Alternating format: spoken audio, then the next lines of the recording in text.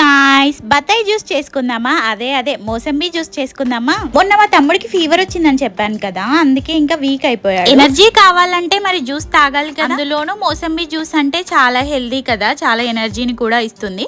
అందుకే ఇంకా మా డాడీ అయితే బయట నుంచి తీసుకొచ్చారు. బయట నుంచి తీసుకొచ్చింది చాలా అంటే చాలా వరస్ట్ గా ఉంది, చాలా చేదుగా ఉంది. అందులో ఉన్న సీడ్స్ నలిగిపోయాయి అన్నమాట. వాళ్ళు నలిపేసి మిక్సీ పడుతున్నారన్నమాట. అలా తాగుతారు అసలు? అలా ఎవరైనా చేస్తారా? మా డాడీకి తెలియక తీసుకొచ్చారు. ఇంకేం చేస్తాం, అది మొత్తం బయట పరేసాము. ఇంకా ఓల్డ్ ఈజ్ గోల్డ్ అంటారు కదా, మా ఇంట్లో అయితే ఎప్పటిదో ఉంది ఈ జ్యూసర్ అన్నమాట, మోసంబి జ్యూస్. ఇది మాత్రం మంచిగా యూజ్ అవుతుంది. చూడండి, ఇక్కడ నేనైతే 4 బత్తాయిలతో అయితే ఇంత జ్యూస్ అయితే పిండాను. నేను చేస్తుంటే మా పాప చూస్తూ కూర్చుంటుందా?